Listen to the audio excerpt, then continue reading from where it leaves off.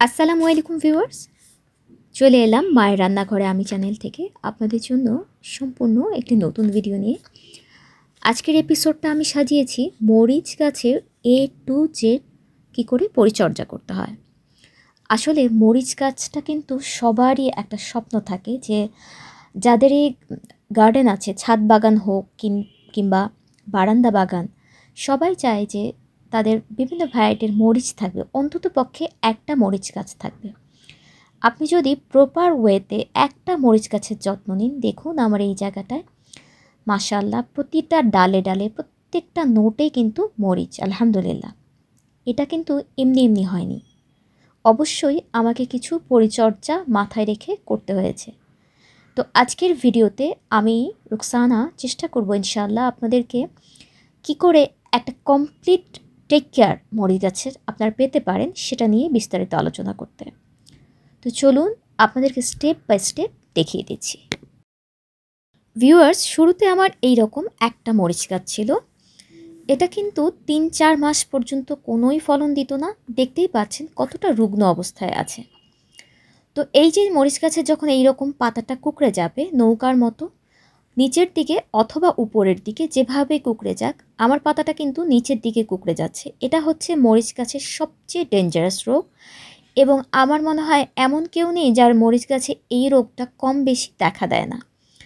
তো এই রোগটা কি করে প্রতিকার করতে হয়, এটার প্রতিকার দিয়ে আসলে আমি মরিচ গাছের টেক কেয়ারটা শুরু করেছি। সবার আগে এই কাজটা করতে হবে।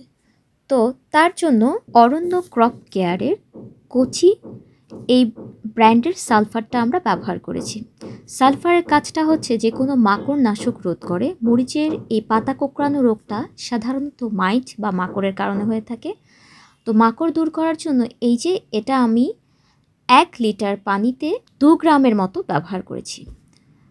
ভালো করে নেড়ে গাছে A to Z স্প্রে করে দেবেন। এটা 7 থেকে 10 দিন পর পর স্প্রে করতে হয়, অথবা চাইলে আপনি গাছের গোড়ায়ও সালফারটা দিতে পারেন। সেক্ষেত্রে 3 থেকে 5 গ্রামের মতো সালফার গাছের গোড়ায় ছিটিয়ে দেবেন চারদিকে, সেভাবেও এটা কাজ করে।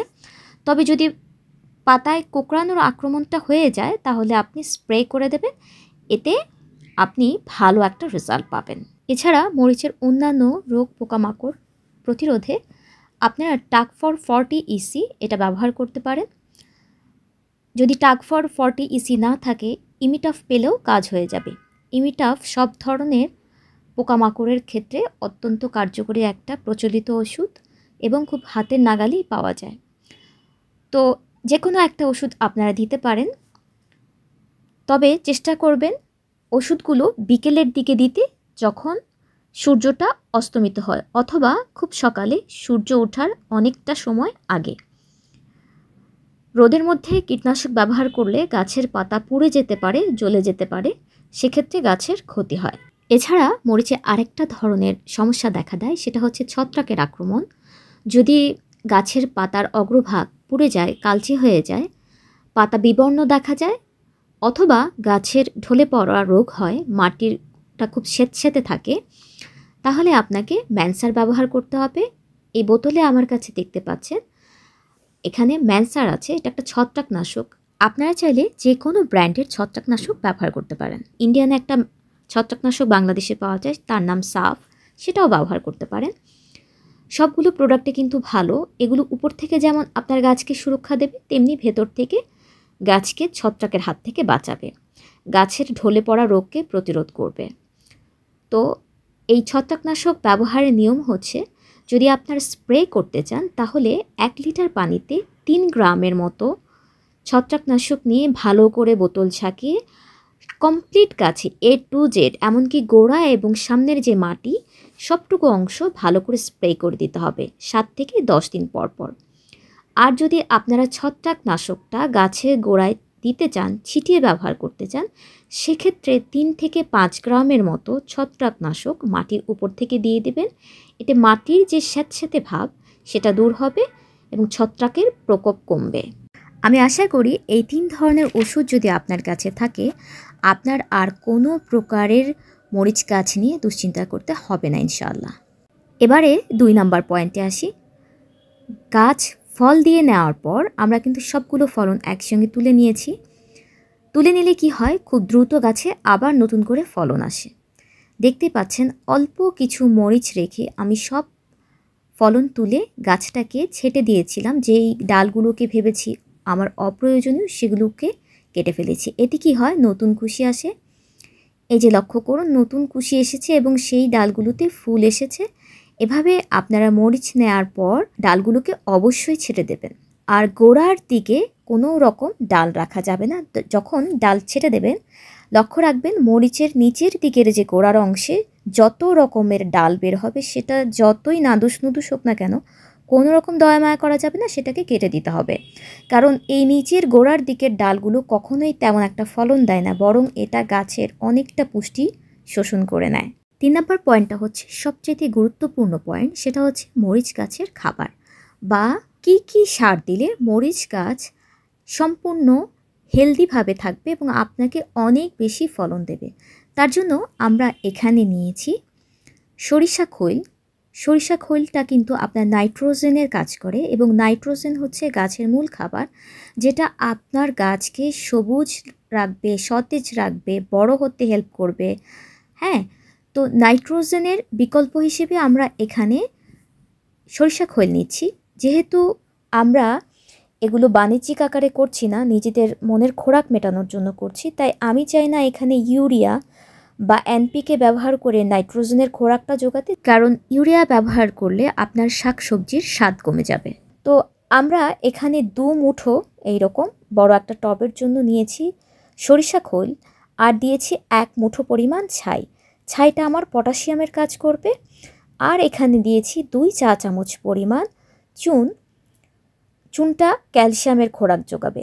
আপনাদের কাছে যদি ডিমের খোসা থাকে, সেটাও গুঁড়ো করে ব্যবহার করতে পারেন, সেখান থেকেও গাছ ক্যালসিয়াম পায়, তবে সেই ক্যালসিয়ামটা স্লো রিলিজ হয়। আর এখানে নিয়েছি 3 চা চামচের মতো টিএসপি। আপনাদের কাছে ডিএপি থাকলে সেটাও ব্যবহার করতে পারেন। এই মিশ্র সারটা আপনি 15 দিন পর পর গাছে ব্যবহার করবেন। এটাকে ভালো করে নেড়ে দিচ্ছি।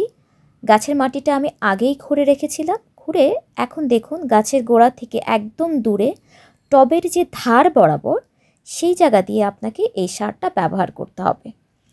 কোনো অবস্থাতে গাছের গোড়ায় সারটা ব্যবহার করবেন না, তাহলে কিন্তু চুনের হিটে গাছের ক্ষতি হতে পারে, গাছের শেকড়ের। চুনটা কী করে এখানে একটু বলে রাখি। চুনটা যেমন আপনার ক্যালসিয়ামের খোরাক যোগাবে, তেমনি মাটির পিএইচটা ঠিক রাখবে। মাটির পিএইচ যদি ঠিক থাকে, মাটি কিন্তু অটোমেটিক্যালি আপনাকে অধিক ফলন দেবে। তো এখন আমরা উপর থেকে এই যে সারটা দিয়ে এইভাবে মাটি দিয়ে সারটাকে ঢেকে দেব। সার ব্যবহারের পর পানি দিয়ে দেবেন। আর আপনাদের কাছে যদি ছাই না থাকে, এই রকম পটাশ সার দিলেও হবে। সেক্ষেত্রে পটাশ সার দিতে হবে এরকম একটা বড় রঙের পটের জন্য 2 চা চামচ পরিমাণ।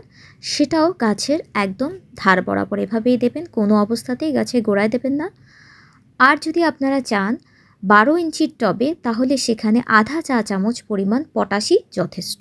তো ভিউয়ার্স, আমি চেষ্টা করেছি আমার এই একটা ভিডিওর মাধ্যমে আপনাদের মরিচ গাছের A to Z সমস্যার সমাধান দিতে এবং A to Z কেয়ার কীভাবে করবেন সেটাও জানিয়ে দিতে।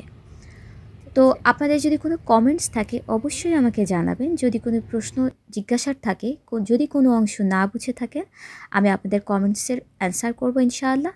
আশা করছি আপনার যদি এক চিলতে জায়গা থাকে এবং সেখানে যদি খানিকটা রোদ আসে, তবে অবশ্যই সে স্থানে অন্তত একটা মরিচের চারা স্থান পাবে। আজকের মতো আমি রোকসানা এখান থেকে বিদায় নিয়ে নিচ্ছি। যদি আপনাদের কোনো প্রশ্ন থাকে, পরবর্তীতে আমি মরিচ নিয়ে আরও ভিডিও করব ইনশাআল্লাহ। আজকের মতো আমি এখান থেকে বিদায় নিয়ে নিচ্ছি। সবাই আমার জন্য দোয়া করবেন। আল্লাহ হাফেজ। কী পরিমাণ কালো মরিচ হয়েছে মাশাআল্লাহ, দেখেছেন? তো এই তো আপনারা চাইলে এভাবেও ব্যবহার করতে পারেন। হ্যাঁ, প্রচুর আপনাদের ওরকমভাবে প্রচুর ঝাল এই মরিচগুলো, এইরকম আপনারা দিতে পারেন। প্রচুর মরিচ যদি গাছে ফলাতে চান, তো আপনাদেরকে এইরকম করতে হবে।